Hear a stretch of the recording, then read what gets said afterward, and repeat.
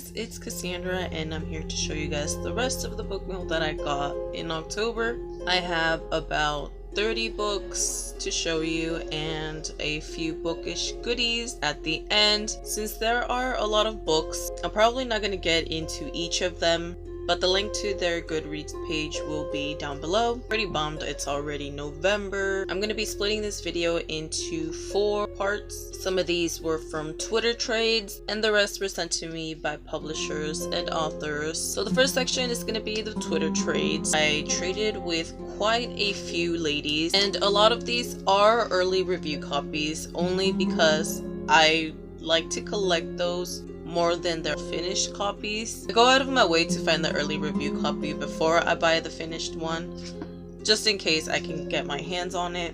So the first person I traded with had these 2 that I was really interested in. This first one is called Something in Between by Melissa de la Cruz. I have read some of her books and have loved them, so I can't wait to get into it. And Stealing Snow by Danielle Page. I really don't know what this one is about, but the cover really intrigues me and I can't wait to find out what it's about. And she was also sweet enough to include 2 more books in the box. I've heard about this one, but I haven't heard about this one. This is Velvet Undercover by Terry Brown and A History of Glitter and Blood by Hannah Moskowitz. These next 3 were books that I had to get my hands on no matter what, and I still can't believe that I managed to do so. The first one is The Hollow Girl by Hilary Monahan. Like I said, I don't read synopsis of books, but the cover and its genre really intrigued me. The back says, 5 boys attacked her.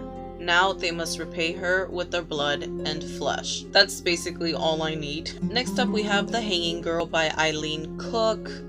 Once again, I don't know what this is about, but after skimming the synopsis, I did read the words tarot card readings, so I'm even more excited about this. Next we have The Ravenous by Amy Lukovics. I hear nothing but good things from this author and I'm kind of ashamed that I haven't read anything by her yet, but I'm pretty sure this is going to be the first one. It's basically about a family who loses one of their youngest and she is brought back from the dead, but she needs to eat human flesh in order to survive. Next up we have When I Cast Your Shadow by Sarah Porter. Again, I've heard nothing but great things about this book and I've just heard that it's creepy, so that's about everything that I need to know about it. The back says, Dashiell Bonneker was hell on his family while he was alive, but it's even worse now that he's dead. These next 2 were part of the same trade, and that's How to Keep a Boy from Kissing You by Tara Eglinton. I've already read this book and I've loved it to pieces. I have the finished copy, but now I have this one. When I love a book this much, I need duplicates. If you like books that follow characters that are parts of plays in high school, then this one is definitely for you.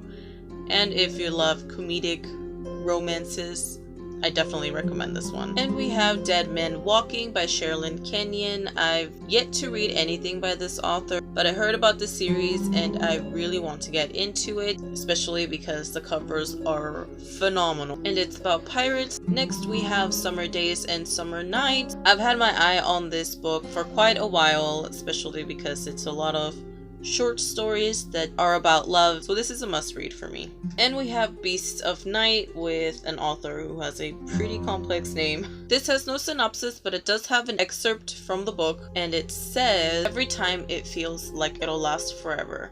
The sorrow that rakes my skin, the guilt that grips my mind, the cold that pierces my bones. I want to cry out, but my throat is full of sin.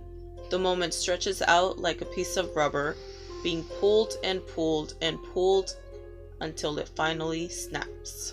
And it was blurred by Stephanie Garber. Last of the Twitter trades we have When the Moon Was Ours by Anna Marie McLemore. I've already read this one as well and I'm completely in love with it, and I have to get my hands on a finished copy because I'm obsessed. This book follows 2 best friends. We have Miel, who grows roses out of her wrists, and we have Sam, who is known for the moons that he draws and hangs around the trees in the town. This book was super heartfelt, and I need more people to talk to about this. I just love how some of my upbringing was sprinkled onto this, and there are some diverse characters, so it made it even better.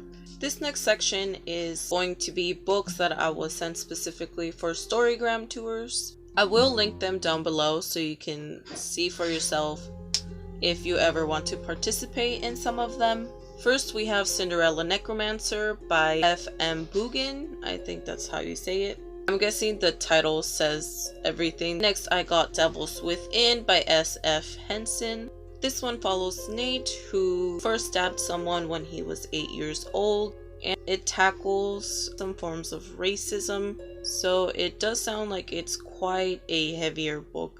And then we have What the Valley Knows by Heather Christie. All I know about this one is that it's a romance. We have 36 Questions That Changed My Mind About You by Vicky Grant. This one follows these two students who somehow have to participate in a program where they're trying to see if you can manufacture love, and it just follows them as they ask each other 36 questions to see if they actually fall in love with each other or not.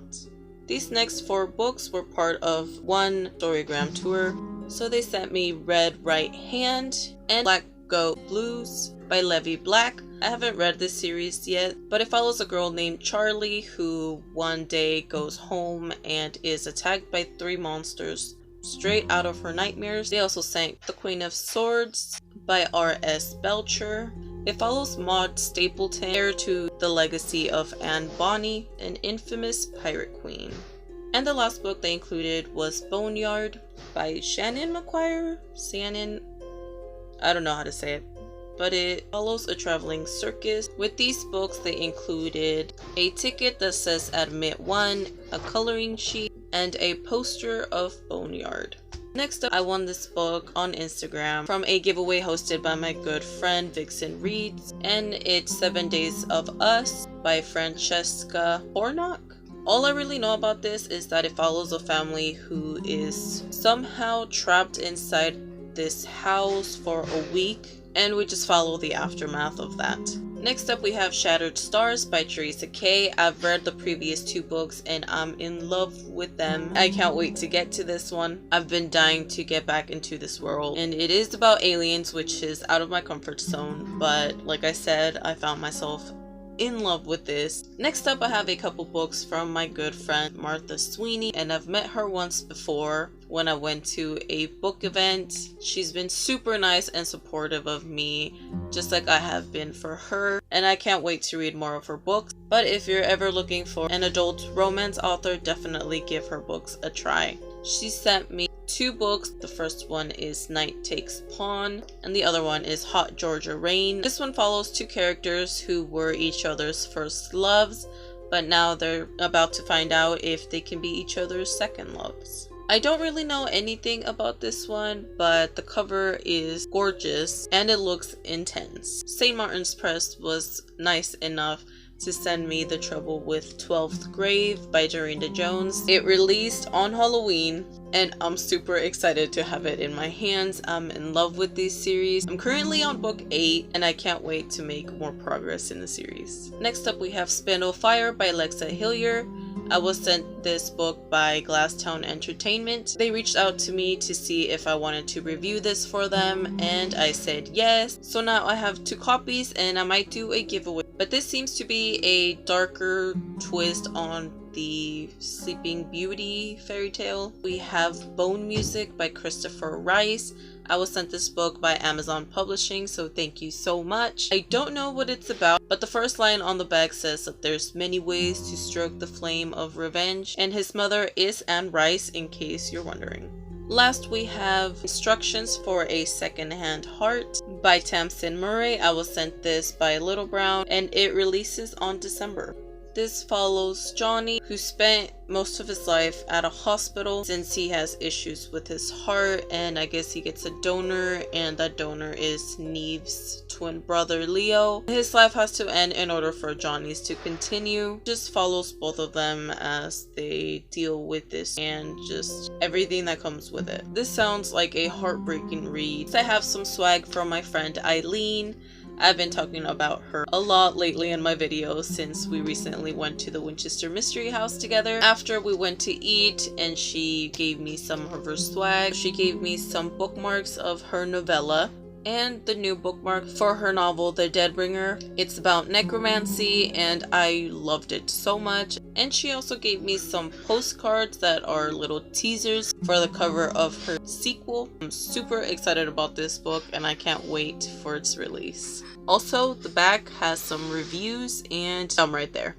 So that's it for the book mail that I received in October. Let me know if you're planning on reading any of these anytime soon and if you found any of them intriguing. I have no idea where I'm going to put these and it's kind of overwhelming. Thank you so much for watching this video. If you want to see more from me, I would love for you to subscribe to my channel if you haven't already done so. I hope you guys had an amazing October and I'll see you on the next one.